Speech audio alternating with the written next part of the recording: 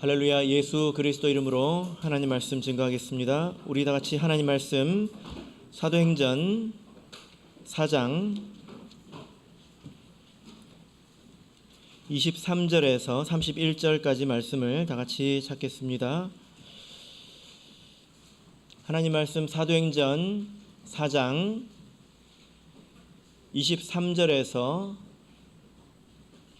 31절까지 말씀을 저와 여러분이 한 절씩 교독하겠습니다. 23절 사도들이 노임에 그 동료에게 가서 제사장들과 장로들의 말을 다 고하니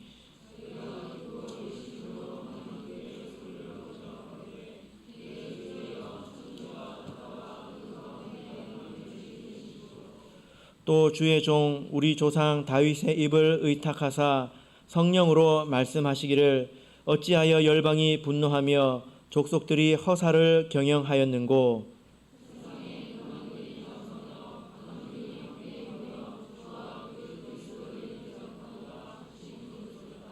과연 헤롯과 본디오 빌라도는 이방인과 이스라엘 백성과 합동하여 하나님의 기름 부으신 거룩한 종 예수를 거스려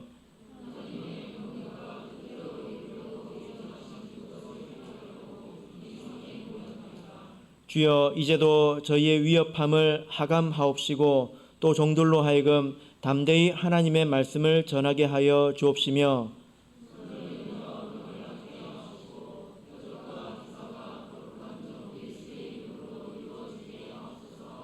같이 읽겠습니다. 빌기를 다음에 모인 곳이 진동하더니 무리가 다 성령이 충만하여 담대히 하나님의 말씀을 전하니라. 아멘. 네, 오늘 이 시간은 흔들어야 흔들리지 않는다라는 제목으로 하나님 말씀을 증거하겠습니다. 우리 인생에는 아주 다양한 고통이 있습니다. 우리가 삶을 살다 보면 고통이란 이런 것이구나, 이런 것을 점점 더 많이 깨닫게 되지요. 저도 이런저런 문제를 겪다 보니까 깨달아지는 게 있습니다. 먼저는 이 고통이라는 것은 참 잘 익숙해지지 않는다, 이런 특징이 있더라고요. 늘 새롭다는 것입니다. 제가 예전에 두통을 계속 앓았던 적이 있는데 두통을 앓으면 그 수년간 제가 앓았던 것 같습니다. 그러면 좀 익숙해질 만도 하지 않습니까?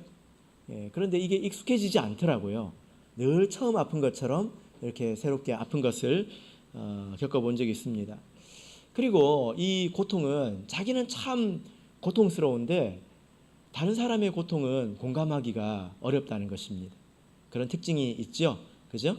그래서 경험해 보기 전에는 그것이 어떤 것인지 사실 우리가 잘 모르지 않습니까? 뭐 건강의 문제라든지 또 경제적인 문제라든지 정신적인 어려움이라든지 이게 얼마나 깊은 것인지 어떻게 고통스러운 것인지 사실 겪어보지 않고는 깊게 헤아리기가 좀 어려운 것 같습니다. 그래서 아기들 키울 때 보면 그러지 않습니까? 아이들이 이제 막 아장아장 길 때가 되면 막 상위 위에 올라가 가지고 이게 뜨거운 건지 차가운 건지 모르고 막 손을 갖다 대잖아요. 그러면 부모가 볼 때 불안합니다. 어떻게 하면 되죠? 저는 아주 지혜로운 부모를 봤는데요. 어떻게 하냐면 적당히 뜨거운 것을 앞에 가져다가 아기 손을 꼭 잡고 거기 꼭 대고 있는 거예요. 그럼 아기가 막 빼려고 하겠죠. 뜨거우니까. 그래도 꼭 잡고 있는 거예요. 그러고 와서 손을 떼주고 뭐라고 할까요? 뜨거워 하는 거죠. 뜨거 하죠. 그죠? 그 이후에는 어떻게 됩니까? 뭘 잡으려고 할 때 뜨거 하면 아이도 어떻게 하죠? 손을 탁 뺍니다. 이렇게 가르치는 부모를 봤습니다. 학대하는 건 아니고 적당히 뜨거운 것 가지고 가르치더라고요. 그래서 우리나라 속담에도 보면 하루 강아지 범 무서운 줄 모른다, 이런 말이 있죠. 그런데 또 어떤 말이 있습니까? 거북이 보고 놀란 가슴, 자라보고 놀란 가슴 죄송합니다. 소뚜껑 보고 더 놀란다. 언제 자라로 바뀌었어요 이게. 거북이인 줄 알았는데. 그러니까 사람은 고통이 이게 참 힘들다, 이게 어려운 것이다 라고 이야기를 해도 잘 못 알아들어요. 그리고 그걸 한번 겪으면 다시는 그 속으로 들어가기 싫어합니다. 이게 부모의 마음과 자식의 또 마음의 차이이죠. 그런 일을 한번 겪으면 다시는 그 일을 겪기 싫어하는 것이 또 사람의 본능인 것 같습니다. 자, 오늘 본문을 보시면 이 사람의 본능을 뛰어넘은 이 사도들의 모습을 볼 수가 있는데, 이 말씀은 핍박을 당한 이후에 이 사도들의 모습을 기록하고 있습니다. 사도들도 사람이지 않습니까? 인조인간 로봇가 아니지 않습니까? 그들도 사람이기 때문에 많은 사람들에게 둘러싸여서, 그것도 대단한 그런 사람들에 둘러싸여서 신문을 당할 때 굉장히 긴장했을 것입니다. 이러다가 죽을 수도 있겠다, 이런 생각도 들었을 것입니다. 심장이 막 쿵쾅쿵쾅거리고 눈은 동그랗게 떠지고 그러지 않았겠습니까? 그런 일을 겪고 나서 위협을 당하고 나왔다면 보통 사람 같으면 어떻게 해야 될까요? 아이고, 내가 다시는 이런 일을 당하지 말아야지, 다시는 내가 여기 오지 말아야지, 이렇게 생각하는 것이 당연하지 않습니까? 내가 이제 다시는 이런 상황을 만들지 말아야 되겠다, 이렇게 생각하는 것이 너무 당연합니다. 자, 그런데 우리가 이 말씀과 또 그 이유를 보면 이 사람들은 좀 이상한 사람들이에요. 핍박을 그렇게 당했는데도 계속 그럽니다. 그래서 오늘이 사도행전 4장이죠. 5장에 가면 사도들이 또 잡힙니다. 6장에 가면 스데반이 잡힙니다. 7장에서는 스데반이 순교하지요. 8장에서는 예루살렘에 대대적인 핍박이 일어납니다. 9장에서는 예루살렘도 모자라서 다메섹까지 핍박하러 간다는 것입니다. 그러니까 이 사람들은 고통을 당하고도 배우는 게 없는 사람인 것 같아요. 좀 이상한 말입니까? 아니, 그렇게 고통을 당했으면 이런 일을 당하지 말아야지 왜 이렇게 고통을 계속 당하는 것일까요? 이게 사도교회의 모습이었다는 것입니다. 이게 일상이었다라는 거죠. 우리가 성경을 읽으면서 종종 이렇게 범하는 실수가 뭐냐면, 성경에 나오는 이야기를 너무 당연하게 공감하지 못하면서 읽는다는 것입니다. 이런 핍박을 당했다 그러면 사도들이니까 당할 수도 있겠지, 사도들이니까 예수님이니까, 이렇게 쉽게 생각해 버린다는 것입니다. 그런데 우리가 한번 생각해 보십시오. 여러분이 어떤 깊은 고난을 겪고 그것을 이제 글로 남겼는데 그 뒤에 읽는 사람이 아무런 감각 없이 그랬나 보네 하고 읽는다면 좀 이상하지 않습니까? 마치 우리가 그러고 있는 것 같습니다. 한번 생각해 보시길 바랍니다. 이런 그 핍박을 당하는 것, 여러 사람 앞에서 신문을 받는다는 것, 이것이 얼마나 어려운 일일까요? 얼마나 힘든 일일까요? 어떤 그 성도님이 이런 말씀을 하시더라고요. 자기가 다른 성도에게 권면을 한 적이 있대요. 다른 성도에게. 그것도 도저히 안 되겠다, 이런 생각이 들어가지고 기도에 기도를 거듭해서 정말 조심스럽게 사랑하고 아끼는 마음으로 권면을 했대요. 그런데 반응이 굉장히 냉담하더랍니다. 굉장히 냉담하더래요. 그래가지고 그게 상처가 돼가지고 뭐라고 말씀을 하시는지 아십니까? 내가 다시는 이렇게 권면을 하나 봐라. 내가 미쳤지. 내가 뭐라고. 내가 괜히 이런 말을 해가지고 내가 왜 이런 꼴을 당했을까. 이런 이야기를 하시는 겁니다. 아마 여러분들 중에도 이런 생각 해보신 적이 있는 분도 계실 거예요. 내가 괜히 이런 말을 해가지고. 믿는 사람을 향해서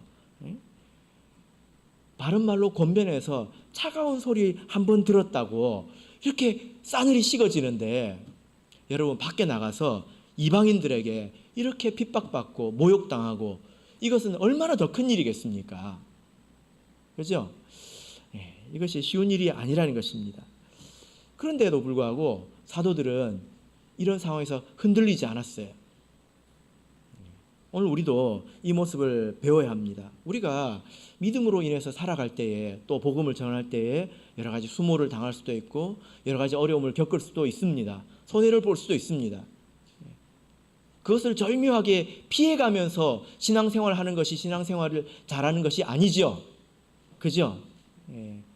적절하게 신앙생활은 하면서 세상에서도 하면서 손해보지 않고 요리조리 줄타기 하는 것이 절대로 잘하는 것이 아닙니다. 예수님께서 지금 이 세상에 사신다면 절대로 그렇게 사시지 않습니다. 사도들도 마찬가지입니다. 어쩌면 우리가 그런 환경에서 요동치지 않고 흔들리지 않을 수 있는가? 사실 거기에는 이유가 있습니다. 비결이 있습니다. 사도들은 무슨 통뼈라 가지고 이렇게 흔들리지 않고 그런 게 아니에요. 우리하고 똑같은 사람입니다. 그런데 어떻게 사도들은 이렇게 다시 담대한 마음을 가지고 그럼에도 불구하고 다시 복음을 전할 수 있었을까요? 믿음의 선택을 할 수 있었을까요? 자, 본문으로 들어가겠습니다. 사도행전 4장 23절. 자, 읽겠습니다. 23절 읽겠습니다. 시작. 사도들이 노임에 그 동류에게 가서 제사장들과 장로들의 말을 다 고하니. 자, 오늘 23절부터 31절에 보시면 담대 하나님의 말씀을 전하니라 이렇게 되어 있는데, 그 사이에 이 사도들이 했던 것은 딱 두 가지가 있습니다. 두 가지를 했는데요. 그 첫 번째가 뭐냐면은 23절에 있습니다. 그 동류에게 가서 뭐 했습니까? 말했다는 것입니다. 여러분, 이게 얼마나 큰 힘이 되는지 아십니까? 동류가 있다는 거예요. 말할 사람이 있다는 것입니다. 여러분, 우리 자매님들이 때로는 스트레스를 받습니다. 그러면 뭐 할까요? 예? 전화하더라고요. 전화. 왜 전화할까요? 그게 위로가 되기 때문이죠. 확인받고 싶기 때문입니다. 야, 네가 잘못한 게 아니야. 나도 그랬어. 야, 사람이 그럴 수 있지. 이렇게 확인받고 싶어하고 또 위로받고 싶어서 그렇게 전화하는 것이지 않습니까? 여러분, 세상에 틀린 말이 뭐냐면, 야, 사람에게 말해서 뭐해? 입 꾹 닫고 예수님한테 기도나 해. 틀린 말이죠. 그죠? 이게 세상에 잘못된 말입니다. 우리 전도서 4장 12절을 보겠습니다. 전도서 4장 12절입니다. 아주 유명한 말씀이죠. 우리 같이 다시 한번 읽어보겠습니다. 전도서 4장 12절. 자, 같이 읽겠습니다. 시작. 한 사람이면 패하겠거니와 두 사람이면 능히 당하나니 삼겹줄은 쉽게 끊어지지 아니하느니라. 자, 여러분, 여기 삼겹줄은 사람을 말하는 것이지 사람과 하나님을 말하는 게 아니잖아요. 사람이 서로 엮여서 하나님께로 갈 수 있다는 것입니다. 히브리서 3장 13절을 보면 오직 오늘이라 일컫는 동안에 매일 피차 권면하여 이렇게 말씀하고 있습니다.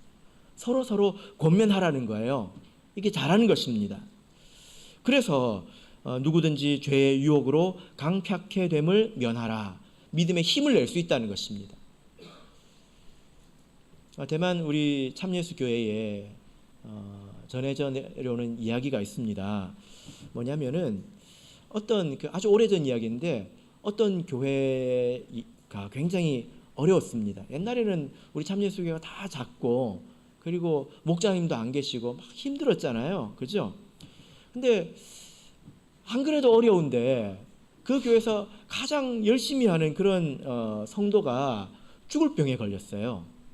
그러니까 나머지 성도들이 정말 힘이 빠질 대로 빠져가지고 이제 믿음의 시험이 들 상황이 생겼습니다. 괴로움을 크게 당했습니다. 근데 그때 천사가 와서 찬양을 가르쳐 줬어요. 그 찬양을 들어보신 적 있으십니까? 할렐루야 찬양입니다. 할렐루야 할렐루야 할렐루야. 하나님의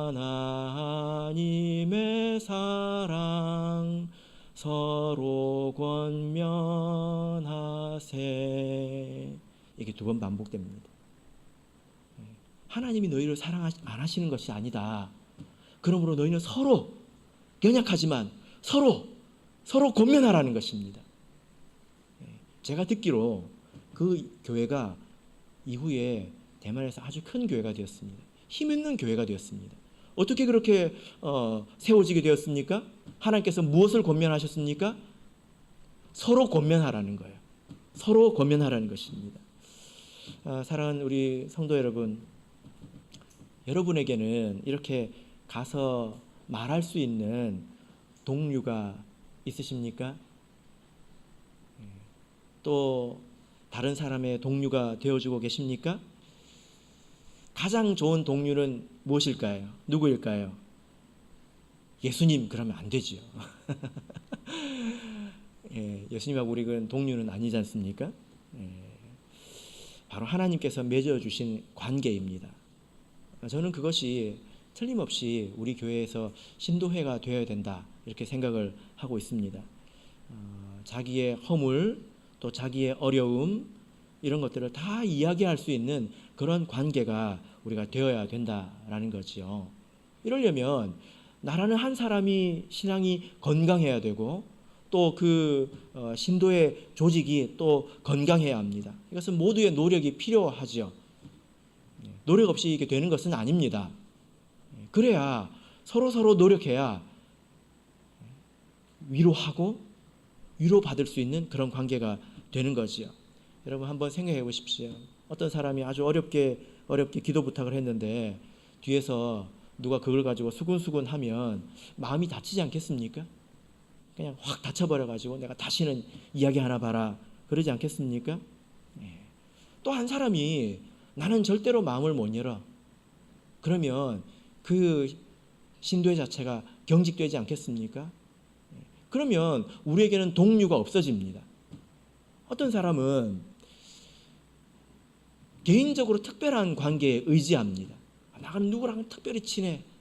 이게 좋을 수도 있는데요. 독이 되거나 혹은 짐이 되기도 합니다. 그래서 개인적으로 특별한 관계는 사실 그렇게 좋지가 않습니다. 하나님께서 맺어주신 관계를 풍성하게 우리가 믿음으로 만들 줄 알아야지요. 그죠? 그래야 됩니다. 출애굽기 23장 8절을 보겠습니다. 출애굽기 23장 8절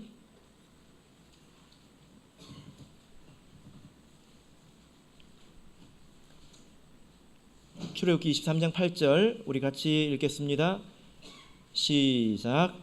너는 뇌물을 받지 말라. 뇌물은 밝은 자의 눈을 어둡게 하고 의로운 자의 말을 굽게 하느니라. 이 말씀은 이제 판결하는 사람에게 주신 말씀이지만 여러분 어떻게 보면 우리가 개인적으로 친밀한 관계에서 일반적인 관계 이상의 것을 누리면 그것이 다 뇌물같이 작용을 합니다.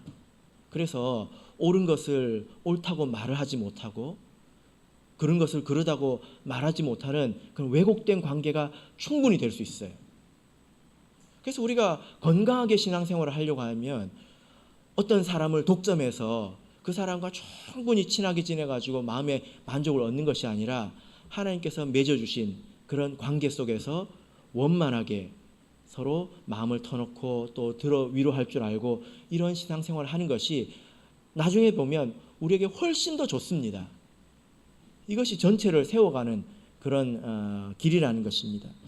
바라옵기는 우리 모든 성도님들께서 위로 받을 줄 알고 또 위로할 줄 아는 그런 믿음을 가지시기를 진심으로 바랍니다. 이어서 우리 본문으로 돌아가서 24절을 보겠습니다. 자, 이제 사도들이 한 두 번째 것, 그들이 어떻게 이렇게 흔들리지 않았는가? 두 번째입니다. 자, 24절을 읽겠습니다. 시작. 저희가 듣고 일심으로 하나님께 소리를 높여 가로되 대주제여 천지와 바다와 그 가운데 만유를 지으신 이시요. 예. 자, 두 번째, 그들이 한 일이 무엇일까요? 예, 지금 기도하고 있지 않습니까? 그래서 24절에 가로되에서부터 어디까지가 기도일까요? 30절에 하더라까지가 전체 기도문입니다. 여러분들은 그 목자님이 그 기도할 때 뭐라고 기도하는지 궁금하지 않습니까? 예. 누구를 안수할 때 뭐라고 기도하는지 궁금하지 않습니까? 예. 그런 거 궁금해하지 마시고 성경에 있는 기도문을 열심히 읽어보십시오. 예. 자, 이 기도문을 보시면 24절부터 30절까지가 기도문인데 뭐뭐뭐 해주세요 이 내용은 29절 30절에서 나옵니다. 앞에 있는 내용은 좀 다른 내용이에요. 여러분, 우리 성도님들께서는 기도하실 때 어떤 순서로 또 어떻게 기도하십니까? 제가 이런 적이 있습니다. 뭐 자주 이런 것은 아닌데 어떤 적이 있었냐면 예전에 기도회를 이렇게 했는데요.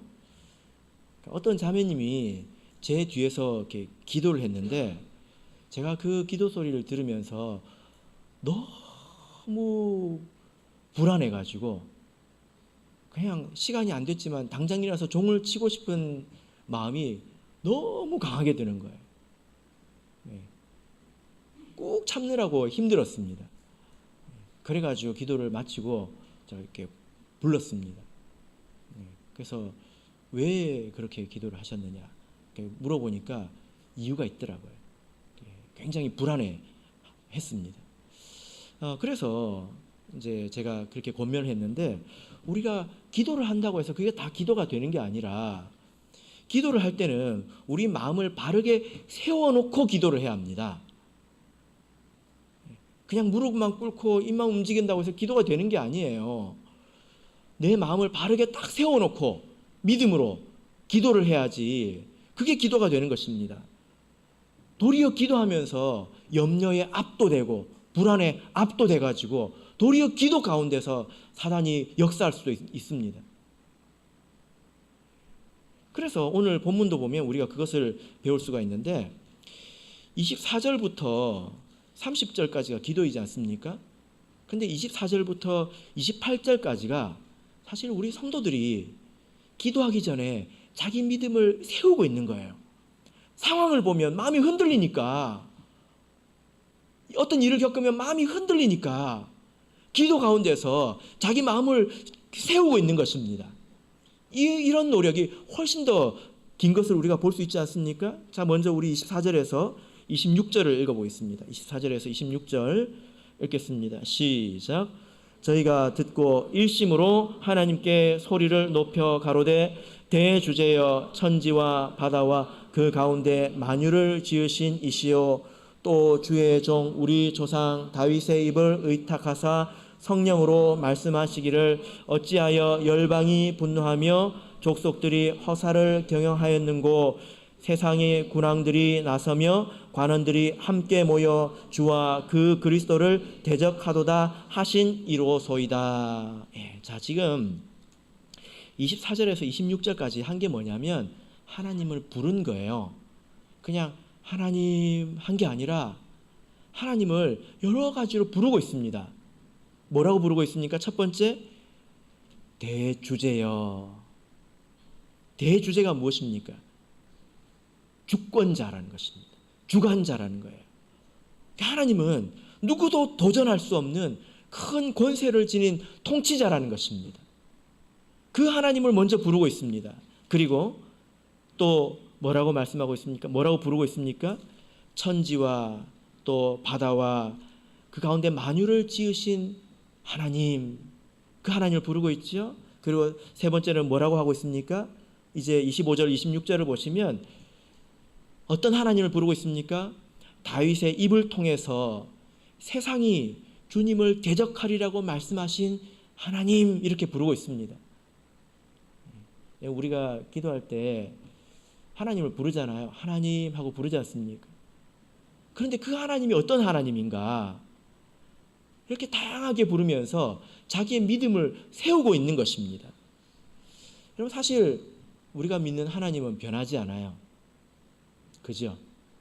그런데 사람은 자기가 처한 상황이 좀 바뀌면 마치 하나님이 바뀐 것처럼 그렇게 생각을 잘 하더라고요.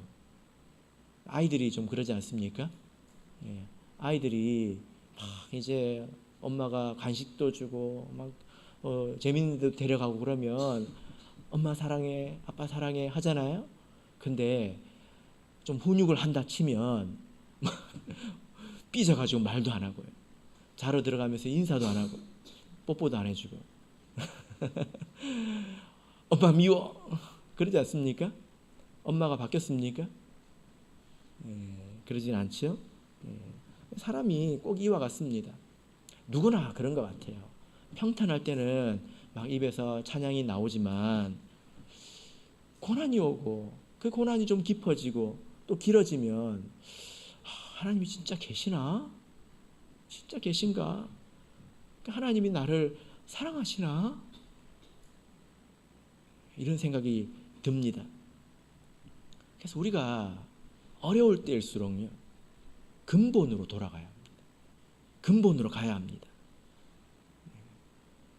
제가 주로 하는 일이 원망 듣는 일을 제가 주로 합니다.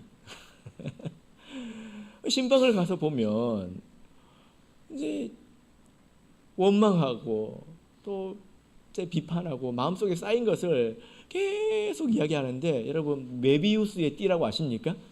메비우스 띠? 이게 계속 도는 띠가 있잖아요. 계속 이렇게 돌잖아요. 그죠? 어디가 앞인지 어디가 뒤인지 알 수 없이 계속 돌아요. 꼭 그거와 같습니다. 도대체 언제 끝날려나? 1시간을 듣고 있으면 2시간 만에 끝날려나? 2시간을 듣고 있으면 3시간 만에 끝날려나? 그런 생각이 듭니다. 그러면 제가 이런 권면을 합니다. 하나님이 안 계십니까? 계속 비판하고 원망하면 하나님은 눈도 없는 분이고 귀도 없는 분이라고 말하는 것 같아요. 꼭 그렇게 말하는 것 같습니다. 하나님이 안 계십니까?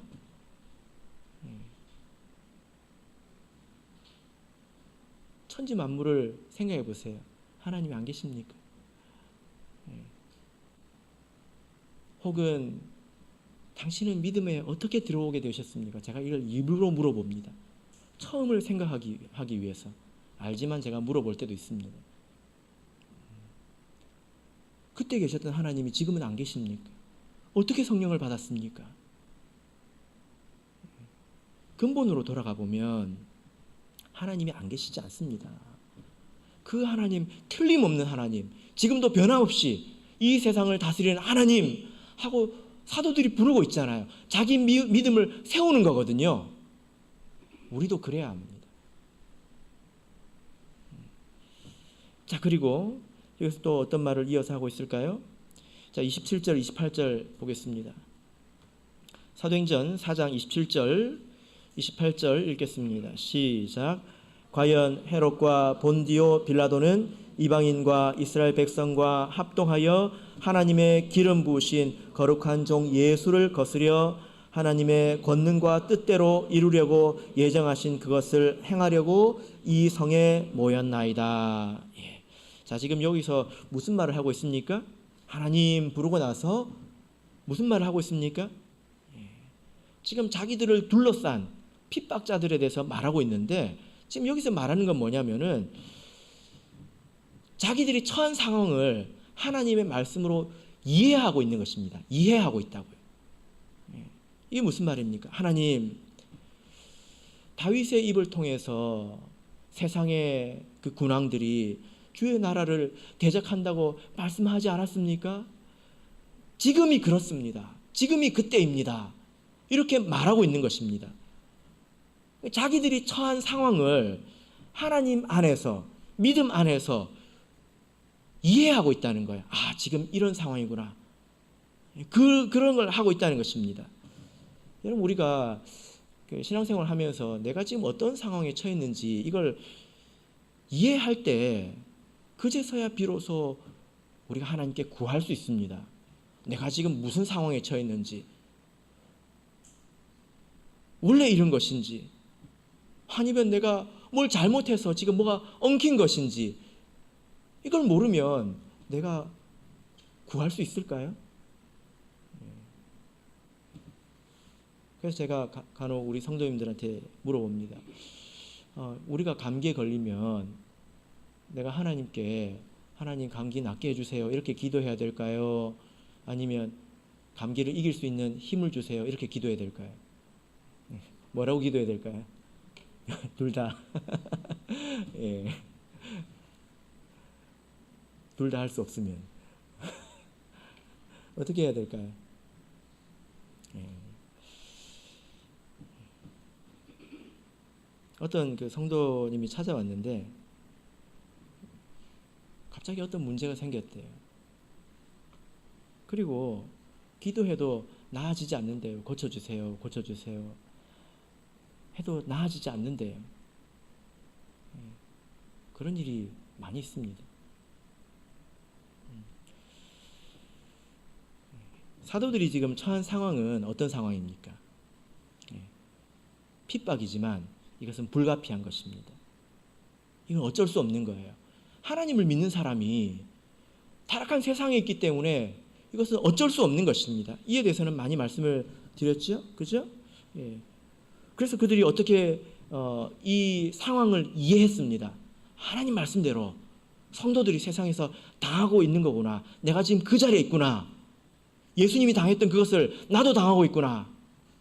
이것을 알았기 때문에 비로소 바르게 기도할 수 있는 것입니다.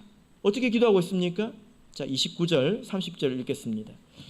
29절, 30절 읽겠습니다. 시작. 주여, 이제도 저희의 위협함을 하감하옵시고 또 종들로 하여금 담대히 하나님의 말씀을 전하게 하여 주옵시며 손을 내밀어 병을 낫게 하옵시고 표적과 기사와 거룩한 종 예수의 이름으로 이루어지게 하옵소서 하더라. 예. 자, 첫 번째 그들이 뭘 구했습니까?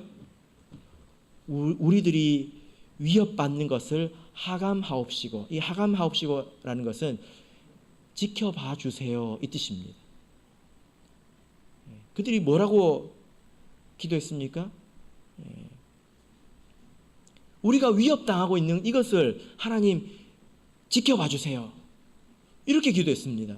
위협을 없애달라, 핍박을 없애달라 이렇게 기도하지 않았습니다. 자, 여러분, 그러면 우리가 당하는 모든 고통의 종류에 대해서 하나님, 제가 고통당하는 것을 지켜봐 주세요 이렇게 기도해야 될까요? 아니에요. 아니에요. 지금 이 상황에서 이렇게 기도하는 것입니다. 어떤 기도는 빨리 고쳐달라고 해야죠. 어떤 문제는 사도들이 바로 알았기 때문에 이렇게 바로 기도할 수가 있는 것입니다. 이것은 어쩔 수 없는 거예요. 그죠? 그리고 뭐라고 기도했습니까? 종들로 하여금 담대히 하나님의 말씀을 전하게 하여 주옵시며. 우리가 주님을 주인이라고 부르고 있습니다. 주인. 나는 무엇입니까? 종이죠. 종에게 없는 게 무엇인지 아십니까? 종에게는 자유가 없습니다. 주인에게 매여 있지요. 그래서 우리에게는 사실 선택권이 없습니다. 우리가 믿음으로 살고 또 하나님의 명령에 따라서 복음을 전하고 여기에 대해서는 우리가 선택권이 없습니다. 그런데 이것이 두렵다는 거예요. 만약에 이것이 아무것도 아닌 일이라면 사도들이 왜 담대함을 달라고 기도했겠습니까? 이것이 어려운 일이고 이것이 두려운 일이니까 담대함을 달라고 기도한 것 아니겠습니까? 이게 참 괴로운 일입니다. 우리가 해야 되는 것을 아는데 내 마음이 용납하지 않을 때 이게 참 괴롭잖아요. 내가 믿음으로 복음을 전해야 되는데 두려워서, 내가 내 믿음을 드러내야 되는데 두려워서 내가 이것을 하지 못할 때 이거 참 괴로운 일입니다. 성경에 아이를 낳으려 하나 해산할 힘이 없는 그런 사람과 같다. 그 말씀에 해당하지 않을까요? 이제 아이를 낳을 때가 됐습니다. 자기가 잘 압니다. 그렇게 하지 않으면 어떻게 된다는 것도 압니다. 그런데 힘이 없는 거예요. 얼마나 안타깝습니까? 그래서 우리가 이것도 구해야 합니다. 하나님, 담대한 마음을 주십시오. 내가 흔들리지 않게 해주십시오. 그런 마음을 구해야 합니다. 그리고 세 번째는 무엇을 구했습니까? 30절을 보시면 손을 내밀어 병을 낫게 하옵시고 표적과 기사가 거룩한 종 예수의 이름으로 이루어지게 하옵소서. 여러분, 우리가 사람의 마음을 돌이킬 수 있는 게 아닙니다. 내가 말을 잘해서 사람의 마음을 돌이키는 게 아니라 우리는 마땅히 해야 될 말을 하는 것입니다. 주님께서 명하신 말씀을 하는 것입니다. 그러면 주님께서 그 사람의 마음을 열어주십시오. 마음을 열기 위해서 필요하다면 이적을 행하여 주십시오. 이렇게 구하는 것 아니겠습니까? 저도 이렇게 기도합니다. 제가 마땅히 옳은 말을 할 때 때가 있지 않습니까? 하나님께서 기회를 주시기를 기도합니다. 그리고 그 성도의 혹은 그 구도자의 인생에 어떤 일이 행해 주시기를, 그것이 무엇이든지 간에 하나님이 가장 잘 아시니까 그것을 행해 주시기를 제가 기도합니다. 그러면 때로는 하나님께서 기회를 주셨다 이렇게 생각될 때가 있습니다. 이것이 잘못된 것이 아니죠. 그죠? 우리가 사람 마음을 바꿀 수 있는 것이 아닙니다. 이 기도가 합당한 기도입니다. 합당한 기도이기 때문에 어떤 결과가 일어났습니까? 자, 31절 우리 같이 읽겠습니다. 31절 읽겠습니다. 시작. 빌기를 다함에 모인 곳이 진동하더니 무리가 다 성령이 충만하여 담대히 하나님 말씀 전하니라. 빌기를 다함에 모인 곳이 어떻게 됐습니까? 진동했다고 말하고 있습니다. 이 진동했다는 것은 요동쳤다는 것이거든요. 흔들렸다는 것입니다. 하나님께서 그들의 합당한 기도를 하나님께서 받으셨다는 것입니다. 그래서 사도들이 막 요동친 게 아니라, 그죠? 한번 끌려갔다가 와가지고 덜덜덜덜 사도들이 진동한 것이 아니라 그들이 어떻게 했습니까? 동료와 서로 마음을 합해서 하나님이 어떤 분이신지 생각하고 자기들이 처한 상황이 어떤 상황인지 이해하고 그에 합당한 기도를 했을 때에 하나님께서 그들의 마음을 담대하게 하시고 그들이 아니라 그들이 밟은 땅을 진동하게 하셨다는 것입니다. 우리 그리스도인은 이런 존재이죠. 우리가 진동해서는 안 됩니다. 우리가 마땅히 어떤 일을 해야 될 때 그 일을 생각할 때 내 심장의 중심부터 덜덜덜덜 떨려가지고 되겠습니까? 근데 우리는 연약한 사람이지요. 어떻게 해야 됩니까? 답이 있습니다. 서로 권면해야 합니다. 그리고 우리가 믿는 하나님이 어떤 하나님인지 옛날부터 한번 생각해 보십시오. 우리가 믿는 하나님은 변하지 않습니다. 그렇지 않습니까? 그리고 우리가 겪는 일은 사실은 당연한 것입니다. 그래서 거기에는 기도의 길이 있습니다. 바로기는 우리 모든 성도님들께서 흔들리는 사람이 아니라 이 세상을 흔드는, 믿음으로 흔드는 그런 성도가 되시기를 예수 그리스도 이름으로 축복합니다. 우리 다 같이 찬송하겠습니다. 찬송가 384장 우리 다 같이 찬송하겠습니다.